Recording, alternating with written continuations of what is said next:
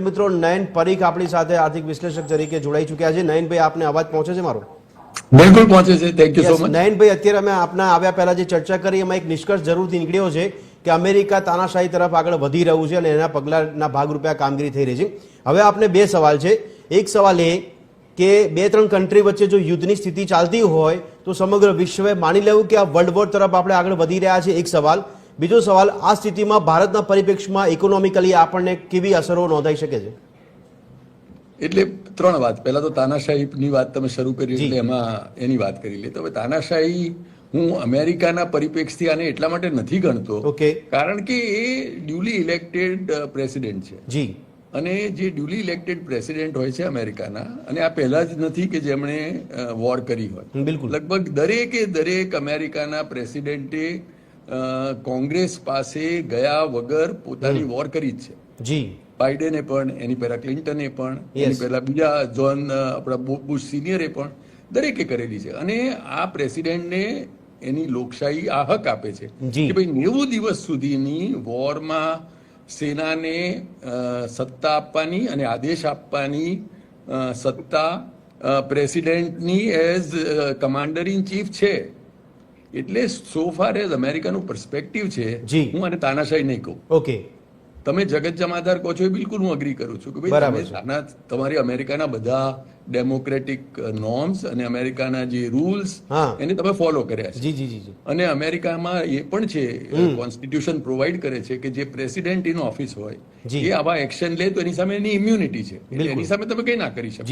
એટલે અત્યારે એ જે કરી રહ્યા છે એ બંધારણ પ્રમાણે કરી રહ્યા છે. એટલું પ્રેસિડેન્ટ ઘણા કામો બંધારણથી અલગ પણ કરે છે, એ આપણે જાણીએ છીએ, પણ એ અલગ વાત છે. અત્યારે આપણે એના પરિપ્રેક્ષની વાત નથી કરતા. અત્યારે આની જ વાત કરીએ તો એક હું આને આ માટે તાનાશાહી નથી કહેતો, આ માટે તને કહું છું કે એને બધા નોર્મ્સ ફોલો કર્યા છે. એક બીજું તમે એ કહ્યું કે આના કારણે વર્લ્ડ વોર થવાની સંભાવના છે, તો હું બહુ એટલા માટે આ વર્લ્ડ વોર થવાનું કારણ નથી માનતો. કારણ કે અત્યારે જો આટલું થયું ને અને હજુ કોઈ એની સામે કોન્ક્રીટ એક્શન લેવાય નથી. બીજું, અમેરિકાની સૈન્યની આની આ એક જે નેગેટિવ બાબતની હું પોઝિટિવ બાબત જોઉં તો એ કે આમાં અમેરિકાએ એ પ્રૂવ કર્યું છે કે અમે લોકો એક એક્સેલન્ટ પ્લાનર છીએ.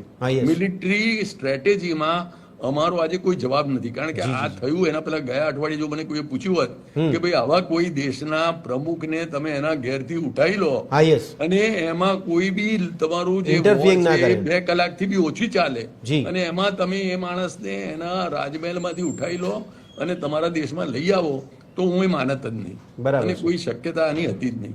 એટલે હું ગણું છું કે એ જે ઓપરેશન, અને એમાં શું પાછું એક આની ઉપર એમના પેલા મુગટ પર છોગવું એ કે આમાં એક પણ અમેરિકાનો સૈનિક હડાયો નહીં, એટલે એમનું નુકસાન 0.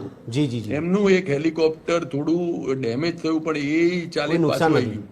એટલે મારું કેવું છે કે આ મિલિટરી બ્રિલિયન્સ બતાવે છે અને મિલિટરી સર્વોપરિતા બતાવે છે, અને એનું પ્લાનિંગ અને એક્ઝિક્યુશન જે એક પાર એક્સેલન્સ કહી શકાય, અને કદાચ આખા વિશ્વમાં અત્યારે એ અમેરિકાને સૌથી બળીઓ પુરવાર કરે છે.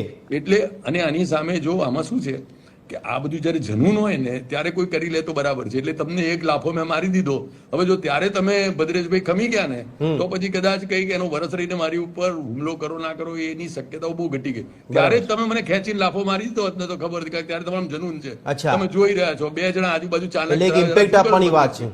એટલે મારું કેવું છે એ જો ક્ષણ હટી ગઈ ને તો આમ પણ બધું તમે પછી પ્લાનિંગ કર્યા કરશો, આગળ થશે, અલગ વાત છે. પણ ત્યારે કોઈ કે સામે ચાઇનાએ કે કોઈ એની પર વાત કરી દીધી હોત કે એ હમણાં મોકલું છું, તો અલગ વાત હતી. એ તો વાત કોઈએ કરી નથી. ઉપરથી ડિવાઇડેડ ઓપિનિયન છે. અમુક લોકો કહે છે કે ભાઈ આ માણસ બી ખરાબ હતો. હવે આ માણસ સારો કે ખરાબ છે એ ઇવેલ્યુએશન છે જ નહીં. આ એક અમેરિકાએ આવી રીતે યુનિલેટરલ જે એક નવો રસ્તો દુનિયામાં આપણે ચાલુ કર્યો છે એ બિલકુલ જ વ્યાજબી નથી. કોઈ બી ડેમોક્રેટિક દેશના હેડ ઓફ ધ સ્ટેટ ને તમે આવી રીતે ઉઠાઈ લો અને કહો કે હું મારે ત્યાં મુકદ્દમો ચલાવીશ, કેવી રીતે વ્યાજબી છે? એટલે એ કોઈ જ ગેરવ્યાજબી વાત છે. પણ અત્યારે પેલા બળવાને પેલા બળિયા માણસને તમે શું કહો? એટલે કિંગ ડઝ નો રોંગ ની જેમ અત્યારે એ જગત જમાદાર કરી રહ્યા છે, એની સામે ક્યાં કોઈ વિશ્વ યુદ્ધ કરવાનું કોઈ અત્યારે લાગતું નથી. ત્રીજું, તમે જે કહ્યું કે ભારતની ઇકોનોમી પર આની શું અસર પડશે, તો મારા ખ્યાલથી ભારતની ઇકોનોમી પર આની હું નેગેટિવ અસર જ જોઉં છું, કારણ કે હવે શું એને ખબર પડી ગઈ કે હું હવે બળ્યો છું અને મેં તો પ્રૂવ કરી લીધું, એટલે આપણી પર કેવી ધમકીઓ આપવા માંડ્યા, કારણ કે હવે આ તો પેલો કારેલો હતો ને નીમ પર ચડ્યો એના જેવું, કે એક તો કડવો જ માણસ હતો અને પાછો હવે લીમડા પર ચડ્યો એટલે વધારે કડવો હતો, એટલે એને તો સફળતા મળી ગઈ. એટલે તરત એને કહ્યું કે હવે તમે રશિયામાં જરા બી ઓઇલ લો છો ને જેટલું એટલે બંધ કરી દો, આપણે તો ઓછું કરી દીધું. અરે કે તમારી પર 500% ડ્યુટી નાખી. બિલકુલ. એટલે આ માણસને પેલું લોહી ચાખી લીધું, તો હવે તેને એમ છે કોઈને હું ના ગણું. આપણી ઇકોનોમી માટે આપણે તો કેટલા વખતથી વાતો કરીએ છીએ. અત્યારે ઓગસ્ટમાં આપણે મારા ખ્યાલથી તમારા માધ્યમ દ્વારા ચર્ચાની શરૂઆત કરી હતી. ઓગસ્ટમાં જયારે 50% થયું ત્યારે હવે તો એ 50% ઘટાડવાની જગ્યાએ કે 500% નાખ્યું. બિલકુલ. યસ. એટલે આપણી ઇકોનોમી માટે કોઈ માણસ જે આપણી બહુ ફેવરમાં નથી, આટલો બધો પાવરફુલ થાય, એ આપણી ઇકોનોમી માટે ક્યાં સારું છે. ફોર્ચ્યુનેટલી આપણા માટે એટલું છે કે આપણે કન્ટ્રી વાઇઝ ડોમેસ્ટિક ડિમાન્ડ છે આપણી સરકાર જાગૃત છે ને એટલે કોઈને કોઈ ઇન્સેન્ટિવ આપે છે એક્સપોર્ટ ને બાકીના બધાને, એટલે આપણે સુળીનો ગાય છે એ થોડો ઘટે છે આપણા માટે. પણ અમેરિકા આપણું લાર્જેસ્ટ ટ્રેડ પાર્ટનર છે, અત્યારે આપણી ફેવરમાં નથી. 50% ડ્યુટી નાખ્યા ને અત્યારે 4-5 મહિના થઈ ગયા, હજુ ઓછા કરવાની જગ્યાએ વધારે કરવાની વાત છે. આ બધી આપણા ઇકોનોમી માટે બિલકુલ યોગ્ય બાબત નથી.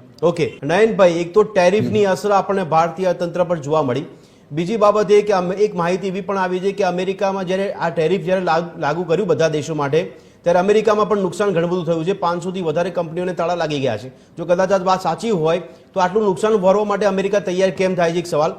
બીજો સવાલ, જો ઇકોનોમિકલી જોઈએ આપણે તો વોરથી ભારતનું અર્થતંત્ર એટલું બધું તકલીફમાં આવી શકે છે કે ભારતીય નાગરિકોએ પણ ધ્યાન રાખવાની જરૂર પડશે. ના, આપણે લોકો તો મને થર્ડ વર્લ્ડ વોર બી નથી દેખાતું અત્યારે, કારણ કે આમાં તો શું એક માણસ બળ્યો છે એ કોઈને એકને લાફો મારી દીધો તેમાં આખું વર્લ્ડ એની પેલી સામે બધું ભેગું થઈ જાય એવું થવાનું તો થઈ ગયું હતું. બિલકુલ.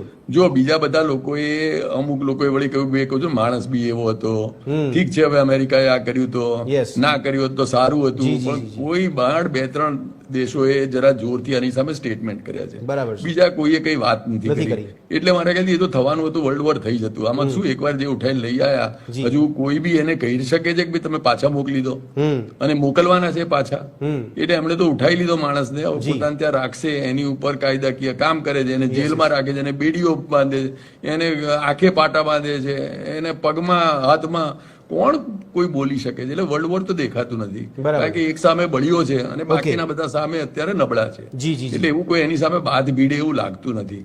ઉપરથી એને તો બીજા 5 દેશોને કહી દીધું છે કે ભાઈ તમે આને સમજ્યા છે પણ તમે હવે ધ્યાનમાં રાખો નહીં તો તમને ઉઠાઈ નહીં. પણ નયનભાઈ, આપણે બળીઓ માની લઈએ, વિશ્વ ફલક પર બળીઓ માનવામાં આવે છે, પણ શું એની પાસે સત્તા હોય કે કોઈ પણ દેશના રાષ્ટ્રપતિને આ રીતે કાર્યવાહી કરે? ના, ક્યાં સત્તા, એટલે જો સત્તા કોણ તમે હું આપવાના હતા આપણા પેનલ ડિસ્કશન દ્વારા, સત્તા માણસે જેને લઈ લીધી એને શું, સત્તા એ ચીજ છે કોઈ આપે નહીં તમને ફોર્મલી, બરાબર છે, એ લઈ લેવાની હોય. જે બળ્યો હોય ને આ તો પેલું આર્ટ ઓફ વોર તમે સુન ત્ઝુની વાંચી હોય ને ચોપડી, તો એમાં લખી છે કોઈ એવું રાહ જોવું કે ભદ્રેશભાઈ મને પાવર આપે ને પછી એ દિવસે હું ભોગવું, અને એ દિવસે મને એમને પૂછી લઉં કે આને લાફો મારું તો જોરથી મારું કે ધીરેથી મારું, અને ભદ્રેશભાઈ કે ના મારો જ નહીં ને, ખાલી વાત કરીને જ પતાવી દો ને, તો વાત જ કરીને પતાવી દઉં. આ બળ્યો નથી, બળ્યો તો એક છે જે કરી લે, પણ તો કરી લીધું. હવે એને ગુંડો કહીએ, દાદાગીરી કહીએ, લુખ્ખી કહીએ, બધું છે, પણ એ કરી લેવા વાળો માણસ છે, આપણને ખ્યાલ આવી ગયો. અત્યાર સુધી આ જે થયું એ અનપ્રેસિડેન્ટેડ હતું. કહું છું ને, મને લાસ્ટ વીકે કોઈ કહ્યું હોત તો હું માનત નહીં કે હું થઈ પણ શકે, પણ એને કરીને બતાવ્યું છે. એટલે માણસ જરા પેલો ઘેલો છે, ગાંડો છે, તરંગી છે, પણ જે છે આ છે.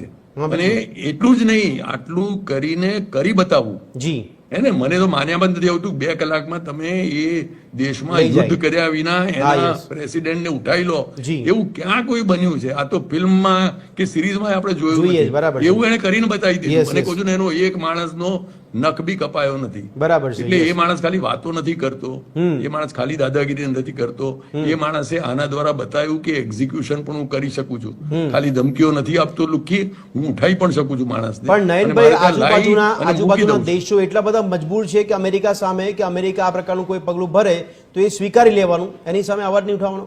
મારું કેવું છે, અત્યારે જો તમે જે કહો છો એ સાંભળીને મારું લોહી ઉકળી ઉઠે છે, પણ શું કરવાનું હે ને? કારણ કે તમે બધા તમે નબા પેલા બાયલા છો, નામર છો, શું છો, પણ અત્યારે કોણ કોઈ બોલે છે? બિલકુલ. ચલો હું એકદમ બાયો ચડાવી બી દઉં તો એનાથી શું કરી લેવાનો હતો? અત્યારે ત્યાં આગળ પેલા બેઠા છે. એટલું જ નહીં, એના નેક્સ્ટ પ્રેસિડેન્ટ, હવે જે વાઇસ પ્રેસિડેન્ટ પ્રેસિડેન્ટ એને બી કન્સિલિએટરી બોલવા માંડ્યા કે ભાઈ ઠીક છે, અમેરિકા વાળા તમે આવો, અમારી જોડે વાત કરો, અમને બહુ મારશો નહીં, અમે લોકોની જોડે તમે સહકાર રાખો, અમે આપણે બે ભેગા મળીને કઈ કામ કરીએ. એટલે જેની પ્રજાનો પ્રમુખ લેવાઈ ગયો છે એ પણ આજે કઈ નથી કરી રહ્યા. એ લોકો બધા દોડી નથી ગયા ત્યાં આગળ. એનો પ્રેસિડેન્ટ બી આજે પણ યુરોપિયન દેશો કદાચ ડરે ઘૂંટણે પડી ગયો છે આની સામે. યુરોપિયન દેશો જો ડરે, વર્લ્ડ વોર બહુ દેખાતું નથી. એ સંજોગોમાં ચલો આપણે સર્વોપરિતા દેખાય છે. યસ યસ નરેનભાઈ, આપણે માની લઈએ કે વર્લ્ડ વોર જેવું દેખાતું નથી, પણ યુરોપિયન દેશો જો ડરી રહ્યા હોય તો એનો મતલબ એવું માનવું કે દરેક વિશ્વના દેશોએ પણ ડરવાની જરૂર છે જગત જમાદારથી? મારું કહ્યું છે જરાય કોઈ ડરવાની જરૂર નથી, પણ તમારે એ સ્વીકારવાની વાત છે કે ભાઈ આ માણસ જો ધારે તો કોઈ સાવ ગાંડું પગલું પણ લઈ શકે એવું. બરાબર છે. અને એ ગાંડું પગલું એક્ઝિક્યુશન કરવાની એની નીચેના સૈન્યમાં ક્ષમતા છે. ઓકે, આ બે ચીજ સમજવાની છે. આપણે ડરવાનું ક્યાં આગળ કોઈ વાત છે? અને ડરીને શું કરવાનું છે આમાં? આપણા જે 4 દેશોને ધમકી આપી જેમાં તો આપણે કોઈ છીએ નહીં. આપણે લોકો એ કક્ષામાં નથી આવતા સાઉથ અમેરિકા જોડે. આમાં નાની મોટી ચીજ એક થોડી ગણો તો એ પણ છે કે આ બધા દેશોએ બેફામ ડ્રગ ત્યાં સપ્લાય કરી છે અને એના કારણે જે તકલીફ થઈ છે એના માટે જે કર્યું છે એ તો બિલકુલ જસ્ટિફાયેબલ નથી. પણ હું કહું છું આપણે લોકો તો એ લિસ્ટમાં દૂર દૂર સુધી નથી. એટલે આપણે કોઈ ડરવાની વાત નથી. જે 4-5 દેશોએ ને એને ધમકી આપી છે એને ચોક્કસ ડરવું જોઈએ, કારણ કે આ તો માણસને કોઈ ઠેકાણું નથી. ઉપાડી બી લે કાલે કે છે અને કહે છે મેં તમને કહ્યું તું કરી દો, કેમ ના કર્યું? મેં તમને વોર્નિંગ આપી હતી, પેલા તો વોર્નિંગ નથી આપી. સો આ માણસ ગાંડા કામ બી કરી શકે એવો છે. એટલે 4 માણસ દેશોને ધમકી આપી છે, એને ચેતવાની જરૂર છે. આપણે લોકોએ કોઈ વાતમાં ફરક નહીં નથી, પણ આપણે લોકો એટલું સમજવાનું છે કે હવે જો આ ટેરિફ આવા ચાલ્યા કરે, આ દેશનો જો વડો જે છે એ થોડો અનપ્રેડિક્ટેબલ હોય તો આપણે બીજા માર્કેટ શોધો. આપણે તો વાણિયા છીએ, આપણે ક્યાં બાયો ચડાવવાની? આપણે અમેરિકાને આપણો લાર્જેસ્ટ ટ્રેડ પાર્ટનર છે, એની જગ્યાએ હવે તમે ભાઈ યુરોપને કલ્ટિવેટ કરો, તમે બીજા ઓસ્ટ્રેલિયાને કલ્ટિવેટ કરો, ઇંગ્લેન્ડ કરો, એ બધું કરીને આપણે વેપારીઓ કામ ઘડાવવાની વાત છે. આપણે ક્યાં ક્ષત્રિય તલવારો કાઢી? એક સાચું દ્રષ્ટિકોણ આપણને કે પરિપ્રેક્ષ જોવા મળી રહ્યો છે. પણ